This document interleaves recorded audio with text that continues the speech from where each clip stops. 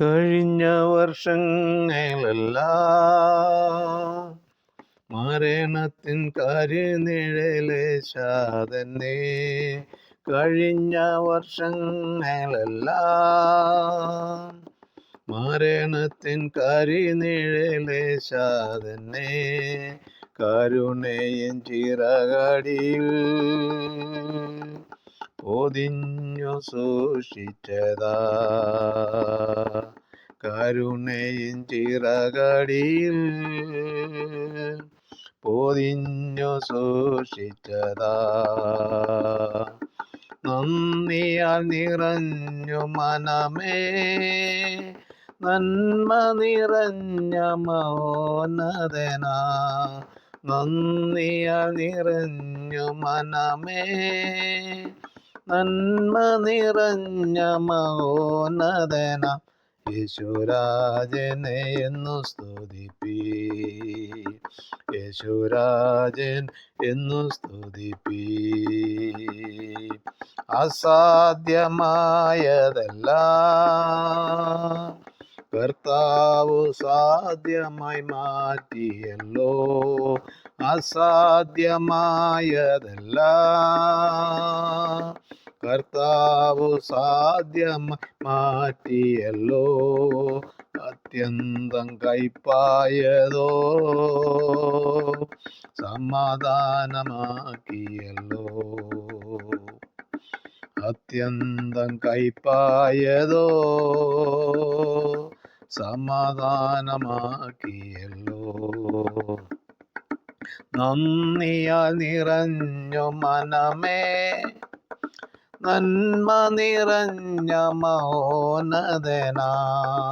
നന്ദിയാൽ നിറഞ്ഞു മനമേ, നന്മ നിറഞ്ഞ മൗനതനാ. യേശുരാജൻ എന്നു സ്തുതിപ്പീ, യേശുരാജൻ എന്നു സ്തുതിപ്പീ. എല്ലാ പ്രിയ ശ്രോതാക്കൾക്കും ക്രിസ്തീയ വന്ദനം അറിയിക്കുന്നു. ഈ പ്രഭാത സമയത്തെ നമ്മുടെ ചിന്തയ്ക്കായിട്ട് 1 ശമൂവേലിന്റെ പുസ്തകം 16-ാം അധ്യായത്തെ ആസ്പദമാക്കി ദൈവത്തിൻ്റെ പരിശീലന കളരി എന്നുള്ളൊരു ചിന്ത നിങ്ങളെ ഓർപ്പിക്കാനാണ് ആഗ്രഹിക്കുന്നത്. ഏതൊരു വ്യക്തിയുടെയും ജീവിതത്തിൽ ചില പരിശീലനങ്ങൾ നടക്കുമ്പോൾ വളരെ ബുദ്ധിമുട്ടും വേദനകളും ഒക്കെ കാണും. ശീലമില്ലാത്ത ശീലിക്കുന്നതാണല്ലോ പരിശീലനങ്ങൾ. പട്ടാളത്തിലെ ട്രെയിനിങ് വളരെ ബുദ്ധിമുട്ടുകൾ ആദ്യം അനുഭവിക്കേണ്ടി വരും. ചിലർ പറഞ്ഞു കേട്ടിട്ടുണ്ട്, അയ്യോ എൻ്റെ ട്രെയിനിങ് പീരീഡ് കഴിഞ്ഞു, സന്തോഷമായെന്ന്. ഏത് വിഷയമായാലും അതിൻ്റെ ട്രെയിനിങ് പീരീഡ് വളരെ ബന്ധപ്പാടുകൾ സഹിക്കേണ്ടി വരും. ദൈവദിനത്തിൽ പല വ്യക്തികളെ എടുത്തു പറയാനുണ്ട്, എങ്കിലും സമയച്ചുരുക്കം മൂലം അതിന് മുതിരുന്നില്ല. ഒരു വ്യക്തിയെ പ്രധാനമായി നിങ്ങളെ പരിചയപ്പെടുത്തുവാൻ ആണ് ഞാൻ ആഗ്രഹിക്കുന്നത്. അത് മറ്റാരുമല്ല, ഇസ്രായേലിൻ്റെ മധുരഗായകനും രാജാവുമായിരുന്ന ദാവീദിനെയാണ്.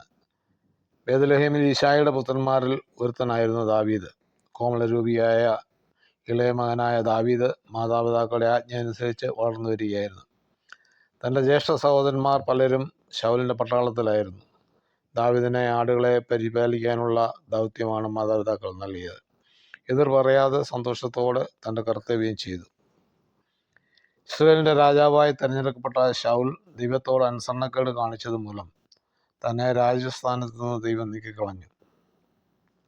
പകരം ശമൂവേൽ പ്രവാചകനെ ഈശായുടെ ഭവനത്തിൽ ദൈവം പറഞ്ഞയച്ച് ഇസ്രായേലിൻ്റെ രാജാവായി തിരഞ്ഞെടുക്കുവാൻ തൈലക്കൊമ്പുമായി ശമൂവേൽ ഈശായുടെ ഭവനത്തിലെത്തി. സംഭവം വിവരിക്കുന്നില്ല. ഈശായുടെ മക്കളിൽ ദാവീദ് ഒഴിച്ച് മറ്റെല്ലാവരെയും ദൈവസന്നിധിയിൽ ശമൂവേൽ മുൻപാകെ എത്തിച്ചു. ദൈവം ശമൂവേലിനോട് പറഞ്ഞു, ഞാൻ ഇവരെ ആരെയും തിരഞ്ഞെടുത്തിട്ടില്ല. ശമൂവേലിൻ്റെ ചോദ്യം ഉയർന്നു, ഇനി ആരെങ്കിലും ഉണ്ടോ? ഈശായി പറഞ്ഞു, ഈ ഇളയവൻ ഒരുത്തനുണ്ട്, അവൻ ആടുകളെ മേയ്ക്കുകയാണ്. ഈശായോട് ശമൂവേൽ പറഞ്ഞു, വേഗം ആളയച്ച് അവനെ വരുത്തുക. അങ്ങനെ ദാവീദ് എത്തി. അപ്പോൾ യഹോവ എഴുന്നേറ്റ് ഇവനെ അഭിഷേകം ചെയ്യുക, ഇവനാകുന്നു എന്ന് പറഞ്ഞു. ശമൂവേൽ തൈലക്കൊമ്പെടുത്ത് സഹോദരന്മാരുടെ നടുവിൽ വെച്ച് ദാവീദിനെ അഭിഷേകം ചെയ്തു. അന്നു മുതൽ ദാവീദിൻ്റെ മേൽ യഹോവയുടെ ആത്മാവ് വന്നു. ഇസ്രായേൽ നിരകളെ വെല്ലുവിളിക്കുന്ന ഗോലിയാത്തിനെ ഇല്ലായ്മ ചെയ്യുവാൻ ശൗലിൻ്റെ പട്ടാള പരിശീലനം കൊണ്ട് സാധ്യമല്ല എന്ന് ദൈവം മനസ്സിലാക്കി. ദൈവം ദാവീദിനെ കാട്ടിൽ വിട്ട് കവണ പരിശീലനം നൽകി. ഒരുപക്ഷേ ദാവീദിന് മാനസികമായ വേദന ഉണ്ടായി കാണും. അതുകൊണ്ടാണല്ലോ പറഞ്ഞത്, എൻ്റെ അപ്പനും അമ്മയും എന്നെ ഉപേക്ഷിച്ചിരിക്കുന്നത്. ആ സമയം മുതൽ യഹോവയുടെ കരം അവനോടൊപ്പം ഉണ്ടായിരുന്നു. ദൈവത്തിൻ്റെ കളരിയിൽ അവൻ അഭ്യാസം തികച്ചെടുത്തു. അങ്ങനെ യഹോവയുടെ നാമത്തിൽ ഗോലിയാത്തിൻ്റെ നേരെ ചെന്ന് കവണ ഉപയോഗിച്ച് ഫിലിസ്തീനെ കൊല്ലുവാനിടയായി. ദാവീദിൻ്റെ കല്ലിൻ്റെ ശക്തിയല്ല, ദൈവമാണ് ദാവീദിന് വേണ്ടി യുദ്ധം ചെയ്തത്. ദാവീദിൻ്റെ കല്ലിൻ്റെ ശക്തിയായിരുന്നെങ്കിൽ മല്ലൻ മലർന്ന് പിറകോട്ട് വീഴുമായിരുന്നു. എന്നാൽ മല്ലൻ മുന്നോട്ട് കവണ് വീഴുകയായിരുന്നു. ദൈവത്തിൻ്റെ കരമായിരുന്നു മല്ലനെ മുന്നോട്ട് വീഴുവാനിടയായത്.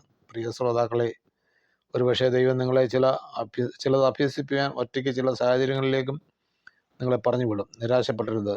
ദൈവം നിങ്ങളോടൊപ്പം ഉണ്ടായിരിക്കും. നിങ്ങളെ തകർക്കുവാൻ ശത്രു വെല്ലുവിളിക്കുമ്പോഴും അവനെ തകർക്കുവാൻ ദൈവം പിൻപിലുണ്ട് എന്ന് അറിയാതിരിക്കരുത്. ദൈവത്തിൻ്റെ പരിശീലന കളരി നമ്മെ ജയത്തിലേക്ക് നടത്തും. ആകയാൽ ദൈവം അയക്കുന്നിടങ്ങളിൽ സന്തോഷത്തോടെ ആയിരിക്കാൻ ദൈവകരങ്ങളിൽ ഏൽപ്പിച്ചു കൊടുക്കുക. ദൈവമായ കർത്താവ് ഈ ചിന്തയാൽ ഏവരെയും അനുഗ്രഹിക്കുമാറാകട്ടെ. തിരുവചന ഭാഗം തുടർന്നും ലഭിക്കുവാൻ ഈ വീഡിയോ ലൈക്ക് ചെയ്യുക, ഷെയർ ചെയ്യുക, സബ്സ്ക്രൈബ് ചെയ്ത് സപ്പോർട്ട് ചെയ്യുക. അടുത്ത നല്ല തിരുവചനവുമായി നമുക്ക് വീണ്ടും കാണാം.